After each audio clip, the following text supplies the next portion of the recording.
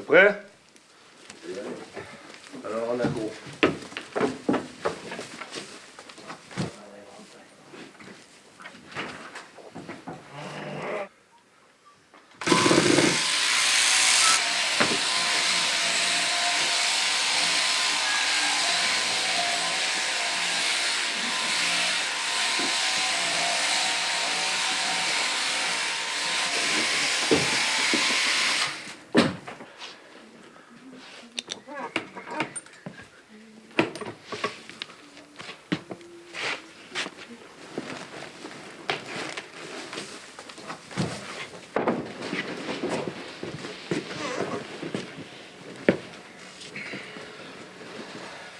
Alors nous, ici, la laine, on la tourne une fois à la rentrée, quasiment fin de l'année, début janvier. Donc les moutons sont rentrés début décembre ou vers le 15 décembre.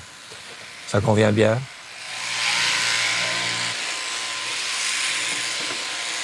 Alors après, plus on attend en bergerie, plus la laine elle est souillée par du foin, la paille. Donc c'est mieux de les faire à la rentrée, quoi. La laine est propre.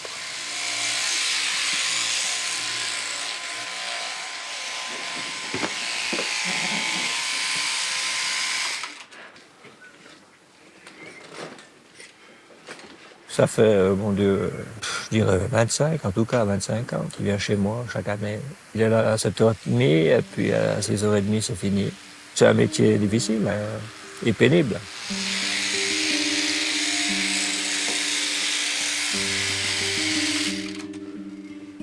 La laine, on l'a toujours récoltée en ce qui nous concerne. Le cheminement, il a bien changé puisque quand j'ai commencé dans les années 70, il y avait un prix qui était bon, aux alentours de 8 francs le kilo. Et on expédiait tout ça à la centrale lainière suisse. Donc ça a duré quelques années. Puis le prix de la laine a chuté. Ensuite, la centrale lainière a dû fermer puisque les subventions ont été coupées. Hein. Donc là, de nouveau, il a fallu s'organiser différemment.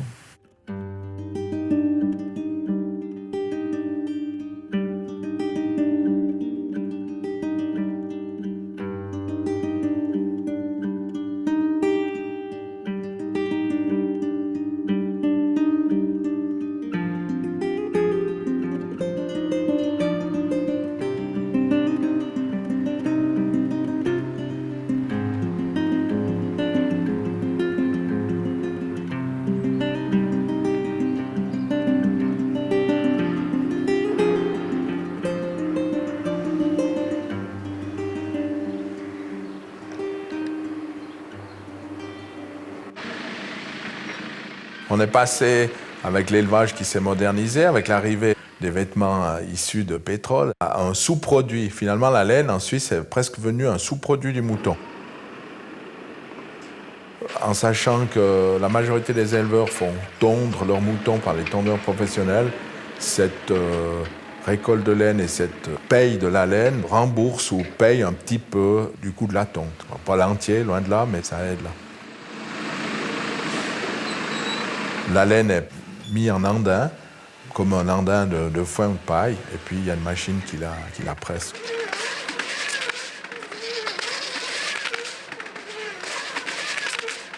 Et puis, cette laine est ensuite pesée, taxée par l'acheteur qui paye au comptant.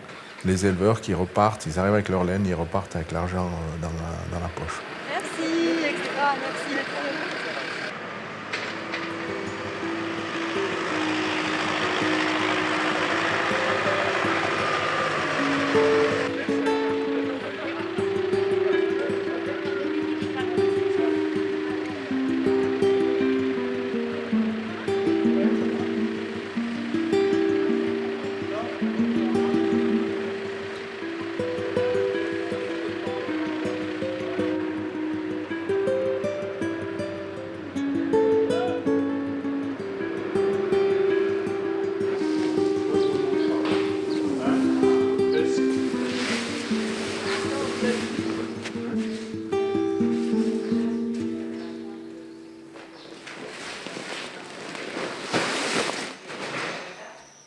c'est pas ça qui me ramène de l'argent, on va dire. Mais la laine, ça fait quand même partie de mon envie de faire de l'élevage. Sinon, j'aurais choisi un autre animal, quoi.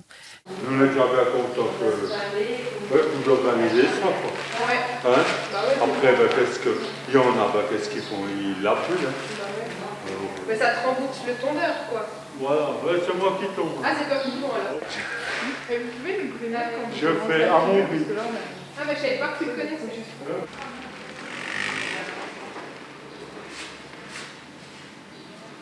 Alors avant, on faisait quelque chose que on n'aime pas trop dire, mais on mettait la laine à la poubelle. Les gens détruisaient la laine, quoi.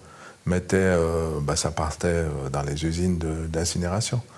Quelques éleveurs ont fait des tests de compost avec leur fumier, des choses comme ça, mais c'était mineur. La majorité des éleveurs jetaient la laine. Malgré tout, de jeter cette laine pour les éleveurs, c'était quand même un geste négatif, quoi. C'était une bonne solution d'avoir un acheteur. Après, le prix, il n'est pas excessif, hein, mais au moins on utilise. Et puis en plus, c'est une matière noble.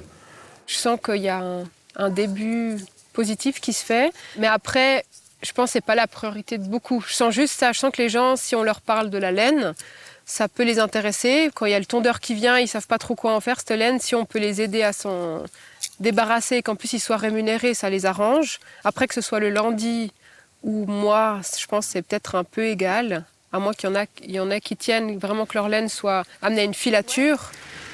Là, si tu arrives encore à... Ouais, encore. Ouais, là, c'est top, c'est bien, là, c'est bien. Ah oui, c'est pas top, hein. Notre installation. Ça, c'est la noire. Ouais. Et ça, c'est de cette année, pas de l'année passée. Hein. Ouais. Ouais. Pas que ça touche. Là, c'est bon. Non, ça joue, ça joue. Ok, 54, c'est bon. Oui, elle a écrit aussi un peu.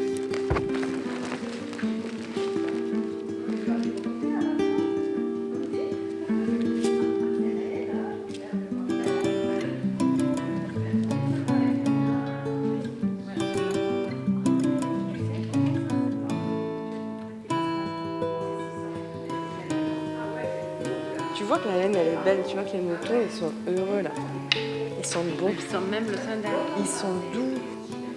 C'est doux, c'est beau, il n'y a pas de graton, tout va bien en fait. Hop, il n'y a rien acheté.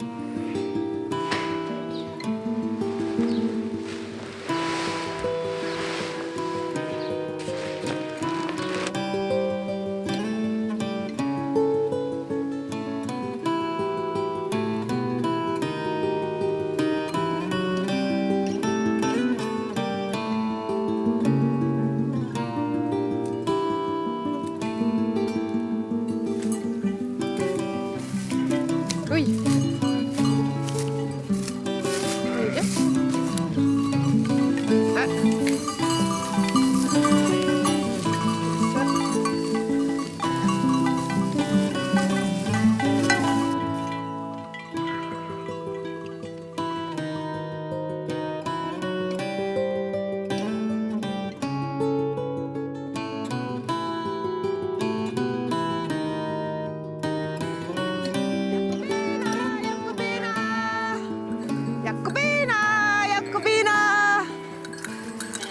Jacobina!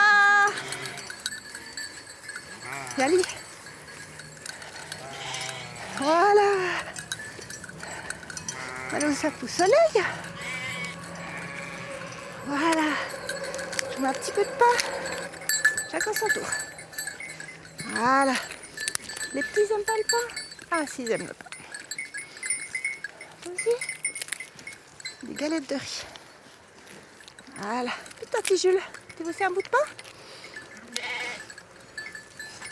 Petit Jules, tiens. On parle pas encore? Ah, si.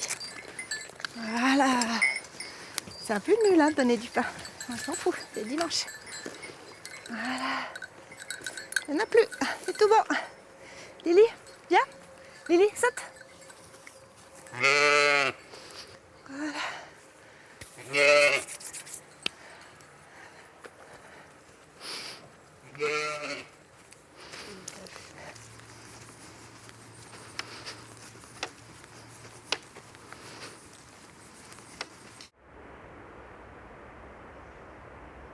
Quand j'avais 20 ans, j'allais régulièrement à la centrale lainière à Herzogenbursee chercher de la laine.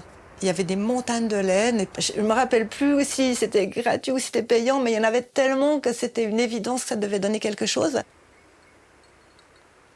Je trouve que la laine, elle met un coin dans la porte. Aujourd'hui, un mouton, ça sert de tondeuse et puis ça sert à faire de la viande. Et puis, c'est des questions qui sont vraiment d'actualité parce qu'on se demande comment on continue à partager, par exemple, les terrains où les moutons pâturent, les terrains d'alpage ou de montagne, avec le tourisme, par exemple. Et puis d'un autre côté, on thématise aussi beaucoup la question de manger de la viande et de ramener en fait la laine entre la pâture et la viande. C'est comme si on brouillait les pistes et on se remet. Ça donne la possibilité de réfléchir encore à en fait ça sert à quoi un animal de rente. Et ça, je trouve ça passionnant.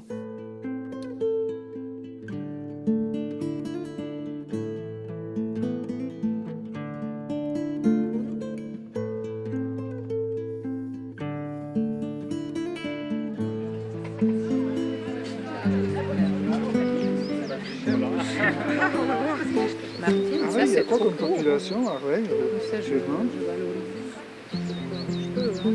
C'est en fait la jarre, c'est le poil qui est moins doux. Je ne le prendrai pas. C'est le poil extérieur qui est moins doux. Ouais, je mets le...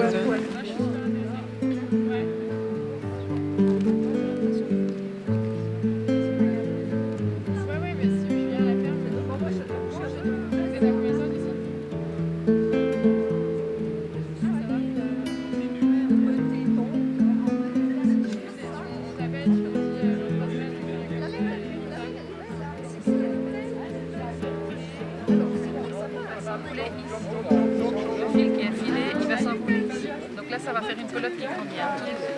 Ta laine, elle doit passer dans le petit trou.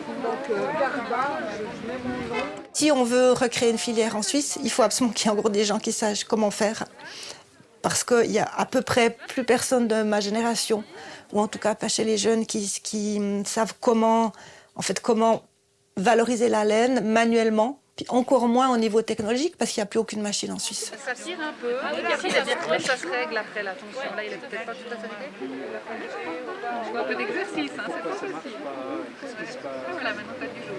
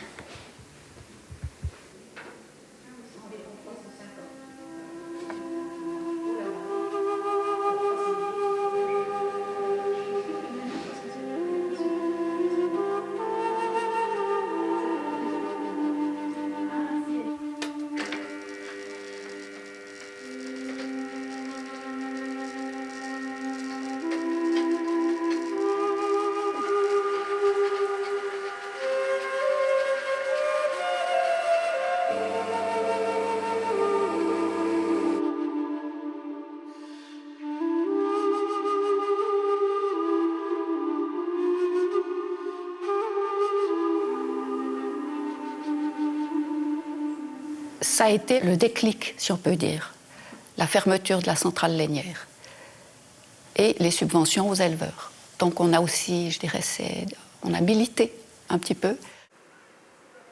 Historiquement, on a commencé par faire la récolte et puis à faire ce travail à la main.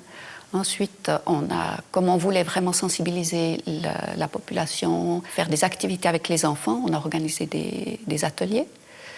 Puis ensuite, on s'est dit, mais voilà, il y a eu une perte de vitesse où les gens intéressés ils connaissaient. Et puis on s'est dit, mais on a envie de faire la démarche du début jusqu'à la fin. Puis là, on s'est dit, bon, un peu utopique, ou alors beaucoup, très utopique. On s'est dit, on fait la démarche complète, vraiment de la transformation de la laine, depuis la toison jusqu'au fil à tricoter.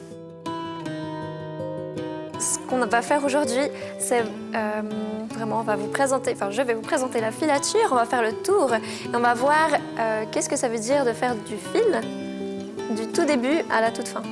Donc on va à la machine à laver On fait 3 kg de laine, on a besoin de 3 heures et c'est 300 litres d'eau. La filature, comme les 4 fileuses que nous sommes, on fait tout. Dans les parties de transformation de la laine, on fait tout. Alors ça, c'est une machine qui va nous servir à réellement ouvrir les mèches. Actuellement, même en travaillant tout ce qu'on peut, on a un délai d'attente, par exemple, pour le travail à façon, entre 6 mois et 1 année. Et ça serait quelque chose, si on peut raccourcir ce délai, ça serait absolument génial, et en même temps pouvoir remplir notre boutique. Donc, pour faire tout ceci, on a besoin de plus de main-d'œuvre, entre autres. Et donc, pour avoir plus de main-d'œuvre, on a aussi besoin de plus de finances, donc ça nous fait réfléchir. Tac.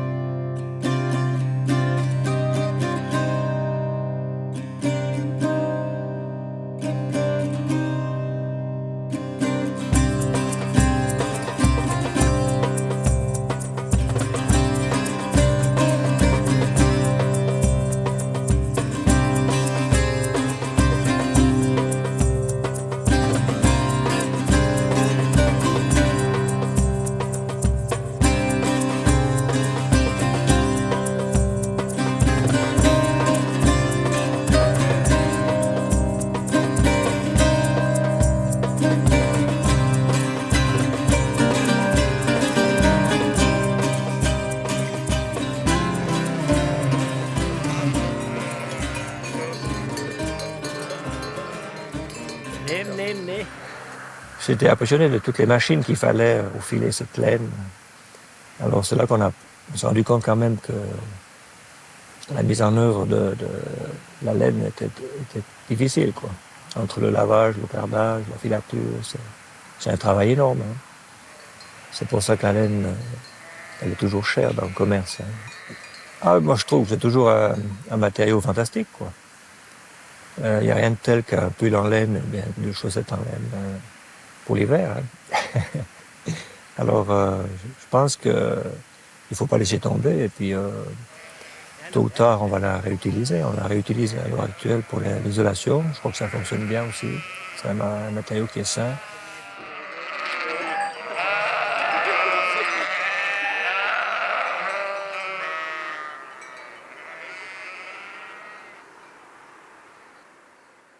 Je pense que c'est absolument impossible si les pouvoirs publics ne soutiennent pas cette filière. En tout cas, ça, c'est la réalité que je découvre année après année, que vu le prix de la main-d'œuvre, vu le manque de machines, vu le manque de savoir-faire, il n'y a personne au niveau individuel, aucune entreprise qui va pouvoir naître en Suisse sans soutien. La petite de Jacobina ? Ouais, elle est en bonne santé. Bien. Ça serait beaucoup plus intéressant d'avoir des structures collectives qui sont soutenues partiellement par l'État pour que les éleveurs puissent refédérer autour de la valeur laine. Une structure collective permettrait de réfléchir à une espèce de défense du prix de la laine, par exemple, comme défense du prix du lait. Finalement, c'est un produit, on le jette, c'est une mauvaise image à la population. Après, il faudrait que les gens, aussi, comme tous les autres produits agricoles, jouent un peu le jeu et dire, attends, on prend quelque chose où on voit qu'il y a de la laine suisse, hein, de l'isolation pour rénover quelque chose, quelques vêtements. Donc il y a peut-être aussi, comme avec les autres produits agricoles, cette option de dire, attends, je joue la carte suisse, je joue la carte agriculture de proximité. Après, c'est un peu utopique quelquefois, ces réactions. Pourquoi utopique? Parce que les gens, souvent, ils veulent faire beaucoup de choses, la population, mais le nerf de la guerre, comme toujours, c'est l'argent et la valeur des choses. Mais il faut grignoter, année après année, cette façon de réagir des gens. Et c'est aussi notre boulot, les éleveurs, les agriculteurs, de dire ce qu'on fait. Je souhaite vraiment que les gens aient une prise de conscience pour les petits éleveurs et un respect et moins une peur avec ce métier et qui réalisent qu'il faut arrêter d'acheter autant loin la laine, qu'on peut vraiment en avoir proche de chez nous. Et j'espère vraiment qu'il y ait un rapprochement entre les citadins et les gens de la campagne par rapport à l'élevage et que la laine puisse être un pont pour cette discussion. Ça me réjouit, le cœur, qui ait ses initiatives personnelles, individuelles. Je suis en contact avec d'autres petites entreprises, principalement basées en Suisse allemande, pour nous rassembler, pour justement valoriser. Et puis, c'est aussi pour ça qu'on a quand même dans l'idée de faire une association fêtière, tout en restant chacun en fait individuel, mais pour avoir plus de voix et plus de répondants, d'être pris un peu plus au sérieux.